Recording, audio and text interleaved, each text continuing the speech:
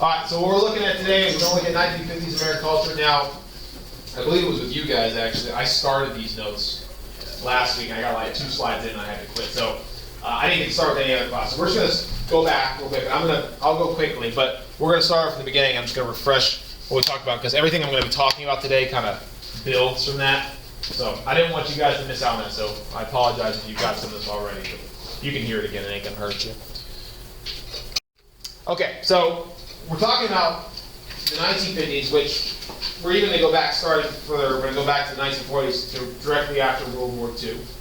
Okay, so remember, World War II had just come to an end in 1945. Okay, this is the greatest war we'd ever fought. It required total war spending and total war mobilization. So that was a huge shift in our world. And now that's all come to an end. Okay, so one of the big challenges we faced as a nation was how do we transition from a wartime society and economy to a peacetime one. And you remember that during World War II, we shifted our entire economy to build for the war. Okay? Now, one of the big concerns is that when World War II came to an end, okay, we were afraid that we were going to once again sink right back into the Great Depression, because we were going to now have to transform our economy away from that total war spending back to peacetime. And remember, prior to the war, we had been in the Great Depression. And one of the big concerns was we had all these American soldiers who had fought in World War II. Millions of men were involved in the war in some regard. And now, the war is over, they are now leaving the military, and they are coming back to civilian life. And one of the big concerns we had was, could our economy and could our job sector support this influx of millions of new job-seeking men? Right? Now, in addition to that, we were also concerned that these veterans, remember, these guys sacrificed everything, some of them. Some of them put their lives on hold for upwards of 4 years to go fight the war. And now we felt like, well, we owe them something. All right? So one of the things that we did to both protect our economy from falling into a recession or depression, as well as something to reward the veterans, was we passed the GI Bill. Okay, this is Servicemen's Readjustment Act, but it's more commonly referred to by its nickname, the GI Bill or GI Bill of Rights.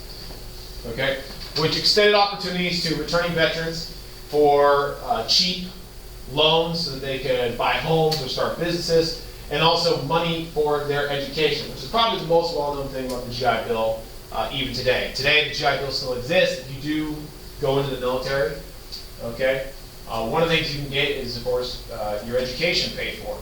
So for those of you who are interested in going to college but you don't want to rack up debt or you don't have the money to do so, this is an option. You could do a few years of military service, and then when you get out, conceivably your entire college education, at least for an undergraduate degree, would be paid for. Okay? But we did this after World War II to, one, reward the veterans, but also to help kind of direct some of those veterans into college so that they would not immediately return to the civilian jobs market and cause an overabundance of job seekers that would cause economic problems.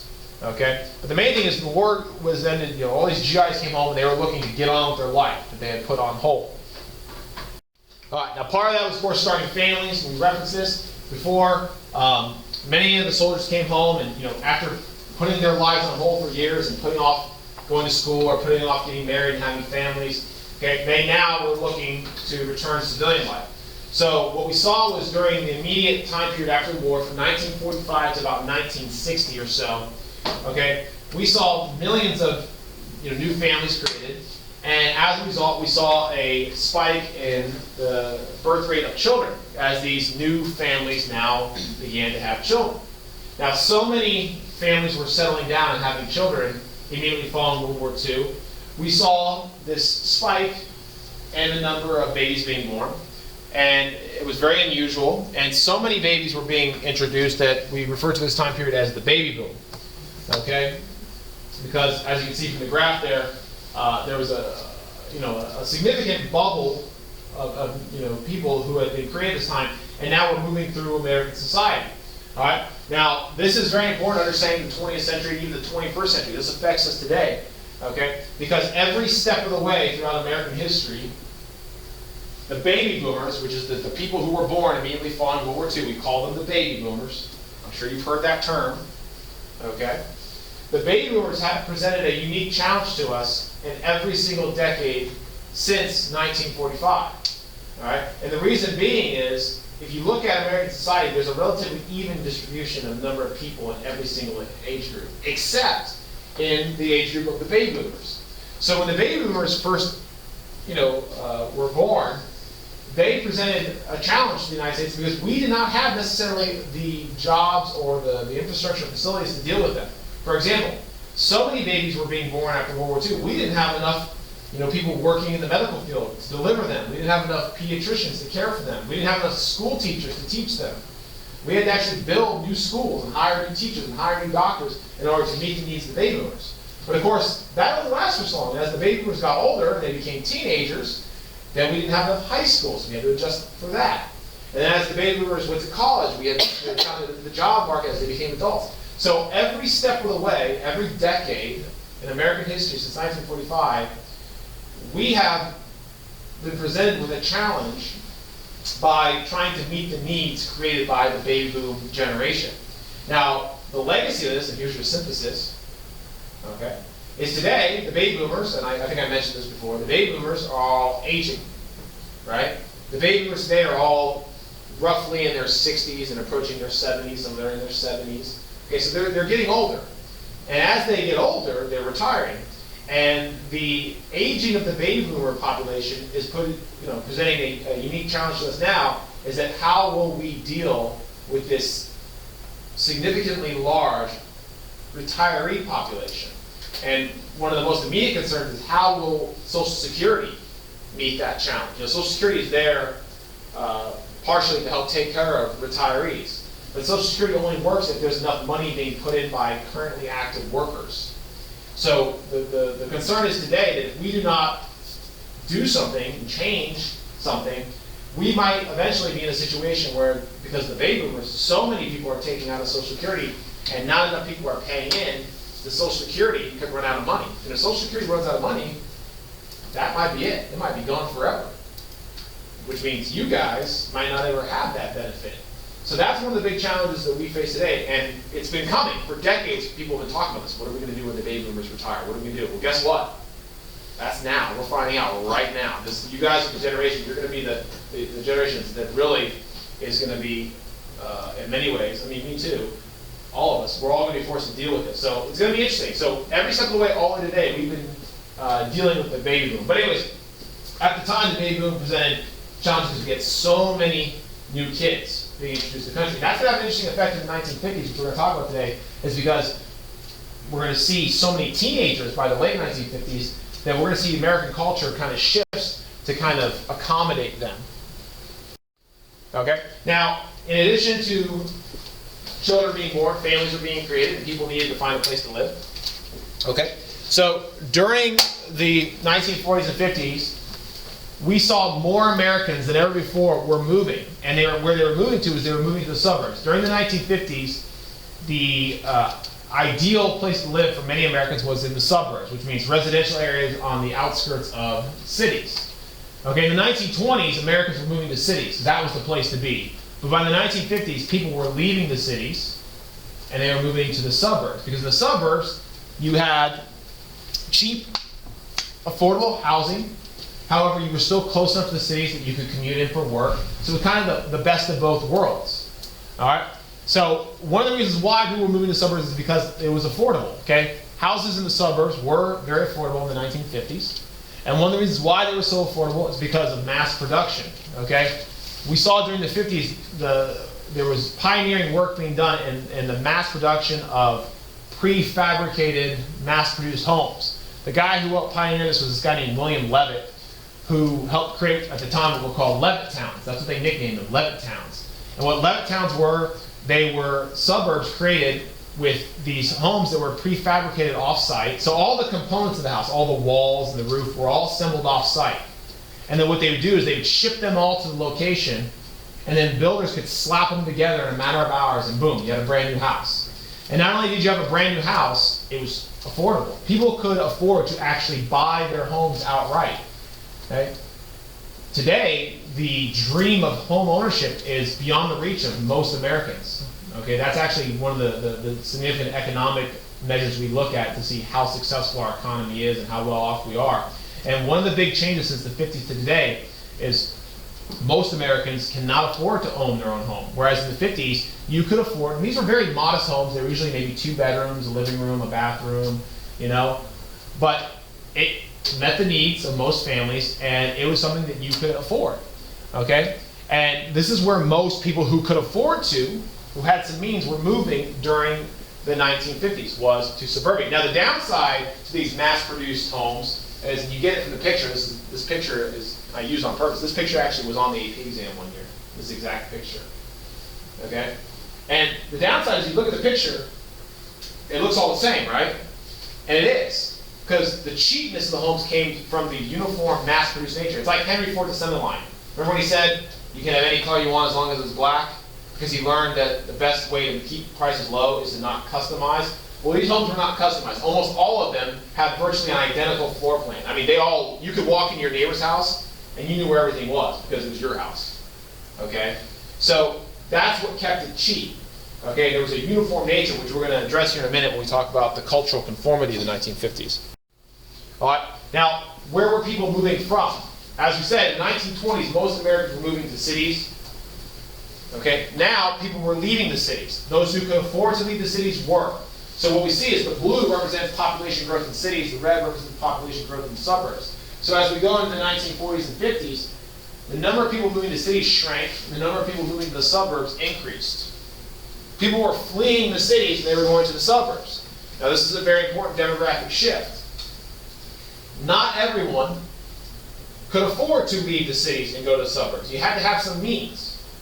All right, so we had a demographic shift in this country that has oftentimes been referred to as white flight. That's actually a term, white flight. And white flight refers to the exodus of white families from cities to the suburbs. Okay? And the reason why it was white flight, why white families do this, is white families were the ones who had the economic means to do this.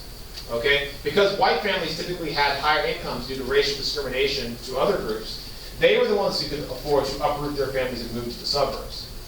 Now, this has had a very disastrous effect for our inner cities, okay, which you might be aware of, is that when wealthy families leave the city, well, what is left behind?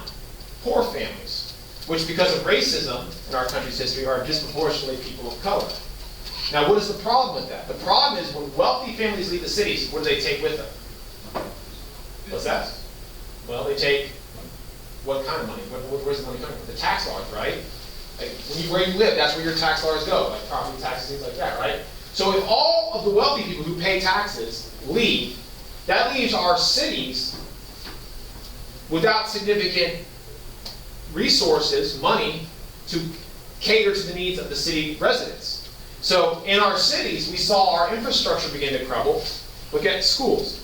Public schools in inner cities typically are underfunded. You guys, I'm sure, have seen examples of this. All right? And because schools are funded by public tax dollars, they are directly affected by the wealth of the surrounding area. Wealthier counties have better schools. Poorer counties have, poorer schools. So this had a negative effect on the infrastructure and the facilities of our inner cities. And what gets left behind was, like I said, minorities were left behind in the cities, and they were left behind with inferior services. Whereas the wealthy white families left the suburbs and they took their tax dollars with them. So this has had a dramatic effect on our inner cities that we still see today. This is still an issue we see today. Okay, it leads to economic segregation, which tends to parallel racial segregation. Now, why did Americans want to move to the suburbs? Well, the suburbs were considered to be, one of the nicer places to live, and this was reflected in all aspects of American society, and I like to use this as an example. If you look at television, and television was becoming a big thing in the 1950s. The 1950s is when television kind of hit the mainstream, okay?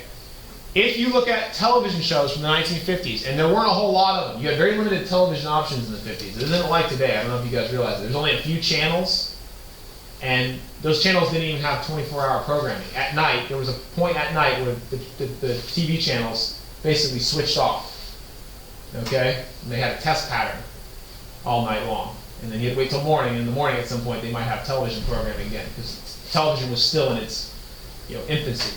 But look at some of the television shows that were popular in the 1950s. These were the so-called sitcoms of their day, we would call them today. Okay? Maybe you've heard about some of these. You guys ever heard of any of these? None of them? Not even Leave It to Beaver? Yeah, sounds familiar. Sounds familiar? Alright, so you have the Donna Reed Show, Leave It to Beaver, Father Knows Best, the Ozzie and Harris Show. Now, you may have never seen these shows, and that's fine. Maybe you have. You can catch them on television if you go to like TV Land or something. If you ever get a chance, I know you might think it's boring, watch one. It's interesting. Okay? But look at them all. Okay? Now, you might see some similarities in all the examples I put up there. Okay? And some are apparent. What do you see? What are the similarities? They're all families, nuclear families, parents and their children. They're all white. There was very, if ever, very rare to see any portrayal of anyone who was a person of color on television those days. It was almost unheard of. And also, you may not be able to tell from the pictures, almost all of them portray families in what was the idealized suburban American lifestyle. Television actually, built up and endorsed this idea of white suburban American life. So even television, which everyone was consuming, was endorsing this idea of the suburbs. This is the way to go. Okay? And the criticism of these shows today is, if you ever watch them, you'll pick this up real quick if you ever watch them, is they portray a very narrow kind of utopian view of America. Sometimes Americans today look back and they go, man, the 50s must have been great, because if you watch the television shows, it's like everything's good, the families are happy, there's no problem, there was never any social problems. They never addressed racism or sexism or economic disparity. They didn't have any serious topics. They just idealized this idea of white suburban living. Now the truth of the matter is all those things existed. Don't think the 50s was this utopian time when there were no problems. There were tons of problems. We just talked about some of them yesterday when we talked about racial discrimination, right? But television had a very homogenized, utopian view of white suburban America. So even that was kind of endorsing this one, view of America. We're going to talk more about what that meant here in a little bit. All right. Now the other thing in the 50s, we saw consumerism increased. World War II had led to Americans to build up their savings. During World War II, people were working and they didn't have anything to buy, because during World War II, all the factories were making bombs and guns and tanks and weapons of war. You couldn't buy consumer goods during World War II. They didn't exist. So you were forced to save. Now, when World War II ended, people were like, okay, we got a lot of money and we want to spend it. And the businesses were very quick to now retool for consumer goods. So during the 50s, we saw consumerism boom as Americans looked to spend their savings on buying consumer goods. And they bought it with their savings, and they also bought it using credit, like we saw in the 1920s. We saw, once again, the abundant use of credit to buy new goods. Right? The first credit card in American history appeared during the 1950s. It was called the Diners Club card, the very first credit card. Okay? Now, one of the things that was fueling consumerism in the 1950s was this idea that has oftentimes been referred to as keeping up with the Joneses. All right? And that was the idea that you had to buy the latest and greatest products. And keeping up with the Joneses meant it was referring to your fictional, everyday, next-door neighbor. Every American had this neighbor, the Joneses. Okay? And keeping up with the Joneses was like, okay, if the Joneses got the newest car, I gotta have the newest car. Or if they've got the newest model television, I gotta have the newest model television. Okay? It was the idea of consumerism, and consumerism as a way of kind of, identifying how successful you were. And we're very familiar with this idea today. We may not refer to it as keeping up with the Joneses, but the idea, if so-and-so's got the newest model car, I need to have that. The newest model iPhone, I gotta have that. Okay? So consumerism was a very big thing in the 1950s because it was a very prosperous time. During the 1950s, most Americans, the median family income was increasing significantly. You look at this chart here. Okay? Families were making good money. Okay? And our industry in this country was booming largely because, think about it, all of the competition around the world had been destroyed. During World War II, all of the foreign competition in industry had been destroyed as a result of the war, leaving only the United States still intact. So not only were we producing consumer goods for our people, but also for the world. If people wanted stuff, they were going to have to come to the United States. So we were making good money in the 1950s. People were living well, and they wanted to spend that money. Okay? The 1950s, for many Americans, not all, and we talked about who would have not benefited from this already yesterday, but the 1950s, for many Americans, was one of the most prosperous decades in American history. Okay? Now, that prosperity, as I already mentioned, was partially fueled by a lack of global competition due to the destruction of World War II. Okay? So anyways, people had money to spend, and they were spending it. Okay? Now, affecting incomes was also the changing nature of work. We had another shift in our country in the 1950s. In the 1950s, we saw for the first time more Americans were working in white-collar jobs, okay, meaning non-labor, more office or college-educated work jobs, than blue-collar jobs. Blue-collar jobs being jobs that require less education and that were more labor-intensive. Okay, so we saw work in these fields expand, and since these jobs tended to pay better, this also affected Americans' incomes. So many people now found themselves working in the business world or the office world. Okay, this was one of the big shifts that was going on in our economy at the time.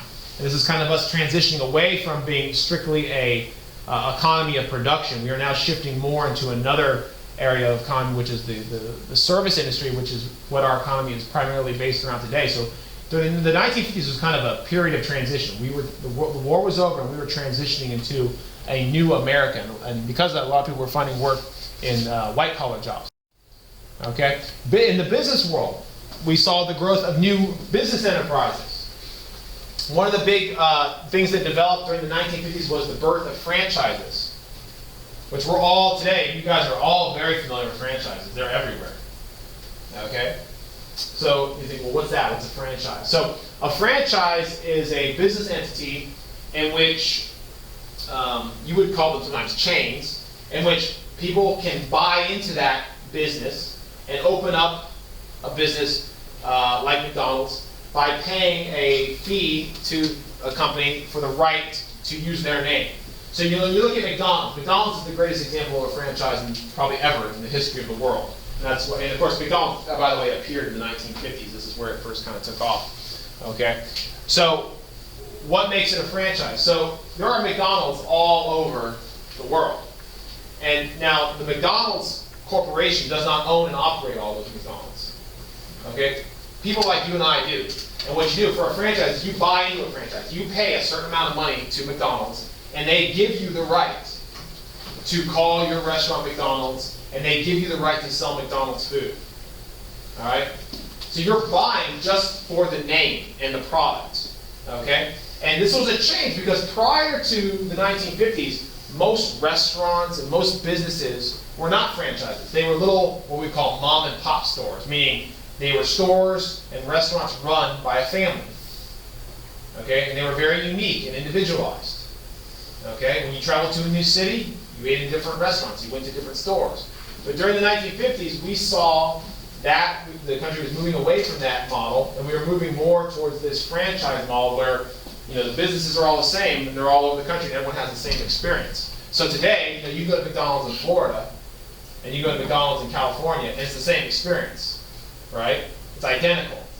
So, the move towards franchises and business entities of this nature has made us a more uniform nation. It's made us all more similar, which is not necessarily a bad thing, although some people would say it's taken away, some of the uniqueness of our regional variety. But anyways, this is one of the big things that developed during the 1950s as well. Now, fueling the birth of franchises, this is actually related, was once again, Americans were, in the 1950s, they were once again very enthusiastic about cars. All right, the 1950s was like the 20s before, it was a decade of car culture. Okay, with their newfound money, many Americans were buying cars. We saw car ownership skyrocketed during the 1950s. All right, during the 1950s, the American auto market was booming. Why? Once again, no competition. What countries are the greatest competitors in the automobile market to the United States today? Germany, Japan. Now let's think about that. Why couldn't Germany and Japan compete with US automakers in the 1950s? Oh, that's right, because we had blown them up, right? Both Japan and Germany had been laid to waste by American bombing campaigns. There was nothing left right after the war. It would take them decades to recover. There's a reason why all of a sudden in the 1970s, Germany and Japan now started introducing cars that begin to compete with the American auto market. It took them 2 decades to recover from the destruction caused by the war. And when they did recover, they recovered in a big way.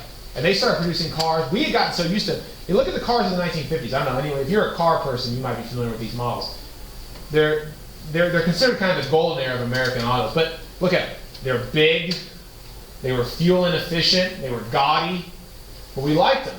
And we could afford them because fuel prices were low and because we dominated the auto market. This is what we had. But in the 1970s, all of a sudden, these Japanese and German cars started appearing, and they were smaller, they were fuel efficient, and in many ways they were better constructed. Because we had gotten so used to being able to do whatever we want, we didn't feel the need to advance to compete. And all of a sudden we had foreign competition. For the first time ever, we were like, uh-oh, we got problems. And look at us now today. Germany is the #1 auto producer in the world. We used to be that. Okay? So that was something that we did not have to contend with in the 1950s. But in the 1950s, there was such a fascination with cars that not only were people buying cars, our entire economy and society was seeing developments reflecting that. So, you saw McDonald's develop and gas stations and drive-in movie theaters were big. So cars were a big part of the 1950s. Okay? In order to accommodate all these cars, the United States government said we need to develop interstates. Okay, one of the big accomplishments of the Eisenhower administration was the creation of the Interstate Highway Act. This created the interstate system that we have today.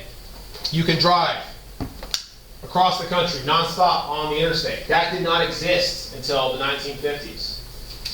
Getting around the 1950s was a lot more challenging. You had to get maps, you had to kind of figure out where roads intersected, and it wasn't easy. Today it's simple. You just go on the interstate and you go.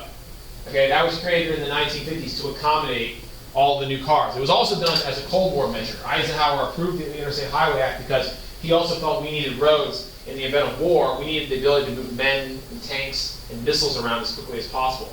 So the Interstate Highway Act was both a civilian and a military project. It was actually one of the most expensive projects ever in the history of our country, which makes sense when you look at all those roads. So this is something that we don't think about. We just drive them, oh yeah, these are nice, but you never think about where they came from. They came from the 1950s. Okay? Now I already mentioned television. I'm not going to say much more. Television was also a big deal. Television now replaced the radio in the 1950s as the kind of dominant medium for entertainment and getting your news. So more Americans now are tuning into their television sets on the limited programming there was to get their information, their news, to of course watch these shows and things like that. Okay, but as I said, television was very limited in those days, very limited in its programming, and the programming it had was often, very one-dimensional. Okay. Now, one of the things everyone worried about, and I only want to say this real quick, is that when television came out, everyone thought movies were going to go extinct. Everyone's like, why would you go to the movies? You've got television at home now. And of course, we still have movies that obviously didn't have them. But movies continued to develop. But movies in the 1950s, in an attempt to try and lure viewers in because they were afraid they were going to lose them to television, they began to experiment with all these new kind of fads. Like 3D appeared, and you guys are all watch 3D. They had all these kind of gimmick movies where they had things where like the seats would do shaking. They even had smell-o-vision where they pump smells into the theater and stuff like that, which doesn't sound like a good idea. But anyways, movies were still prominent. Of course, everyone was worried they were going to go out, but they continue on. They just kind of moved into a different direction than the things that were going on in television. So we saw kind of movies go a different direction with Hollywood. All right. Now, one of the big concerns in the 1950s, and I'm going to finish up, I'm almost done, and this is a tricky one, so bear with me, is that the fact that we were all consuming the same media, we were experiencing the same thing through franchises and things like that. It was promoting a sense of conformity. The 1950s was a very conformist time. This is one of the most important, I think, ideas you need to get from the 50s. And this was also fueled by the Cold War, that during the Cold War, no one wanted to stand out, because to stand out, there was a fear that you might be labeled a communist. All right? So during the 1950s, we saw a very conformist attitude in America. The uniform nature of suburban living, the nature of the white-collar work world, where you were all expected to dress in a certain kind of suit and behave a certain way. Okay, it is promoting very conformist values. Okay, uniqueness, standing out, was oftentimes condemned. And like I said, this was reinforced by television, promoting white suburban living. It was reinforced by the Cold War and fears of communism. It was reinforced by suburban living. Okay, it was a very conformist time. Okay, for example, look at gender roles in the 1950s. Gender roles in the 1950s were very strictly identified. Women, okay, were expected to be homemakers, mothers. They were discouraged from going into the workforce or seeking out continuing education. Look at that picture there. Very common portrayal of a housewife in the 1950s. Men were considered to be, the authority in the home. The dad was kind of the boss. Okay, all powerful. It was a very patriarchal society. Okay, and it's kind of also reinforced cultural conformity. Now, here's the thing: anytime you have a very repressive, conformist society, you're going to see a backlash. People can only live in that way for a certain amount of time. So it's not surprising that in the 1950s, we saw a counterculture develop. Now, this is really important to get this. A counterculture is a culture that defies the predominant culture. Now, the culture of the 50s was very conformist. However, the counterculture that developed in the 1950s was a movement to reject cultural conformity. Okay, now probably the best example of the counterculture of the 1950s was the Beat movement. The Beat movement was an artistic movement of poets and writers and literary figures and things like that who were challenging 1950s conformist ideas. They said, we do not accept cultural conformity. You should be unique. And the writers of the Beat movement and the poets of the Beat movement did this through their literary works. Okay, so there were writers like Jack Kerouac, okay, and Allen Ginsberg who challenged this kind of stuff. They produced some great literary works that challenged the cultural conformity of the 1950s. This counterculture movement will grow, and as we go into think about this, in the 1950s you had this very conformist attitude. In the 1960s, you guys know about the 1960s was a pretty wild time. And it was fueled by new ideas challenging the norm. You saw the counterculture of the hippies. There's a reason why. The 60s is kind of a backlash against the counterculture of the 1950s. Now, another example. Tell me what that means. BRMC. What does it mean? Black Rebels Motorcycle Club. Isn't that cute? Hey, Johnny, what are you rebelling against? What do you got? To the kind of culture that they were consuming. In the 1950s, we saw teen culture develop. There were so many teenagers in the country in the 1950s that we saw an entire culture develop that catered to teenagers. The idea of teenager, by the way, that you're a unique age group, teenagers are unique, that didn't even appear until the 1950s. There was no even concept of what a teenager was until the 1950s, because it was in the 1950s there were so many teenagers that for the first time people were like, oh, we got to take notice. These people are unique. There's a lot of them, and they want specific things. So the counterculture for teenagers was reflected in movies and music. Okay, so for example, in movies, one of the common themes in movies was this idea of rebellious teenage attitudes. There's a lot of movies in the 1950s that are about, teenage rebels. So look, let me play this clip. This is from a movie called The Wild One with Marlon Brando here. Tell me what that means. BRMC. What does it mean? Black Rebels Motorcycle Club. Isn't that cute? Hey, Johnny, what are you rebelling against? What do you got? So, famous quote was, "What are you rebelling? What do you got?" Like he's some, rebellious teenage figure. Then, of course, in music, you have rock and roll. Rock and roll also developed in the 50s, which was kind of the ultimate example of teenage rebellion. This was a music that was unlike anything anyone had ever heard before, and it rejected all the norms before, so young people, of course, ate it up. Now, the interesting thing about rock and roll actually originally started off as something called race music. The reason they called it race music is because it was a music form that was mostly played by black artists. And it remained fairly a small movement. Now, what happened was eventually white artists, like that guy there, who is considered to be instrumental in bringing rock and roll to the mainstream, Elvis Presley, white artists began to now cover the music being played by black artists. And when white artists started to mimic black artists, then the music took off as a sensation because now white America saw it as more acceptable.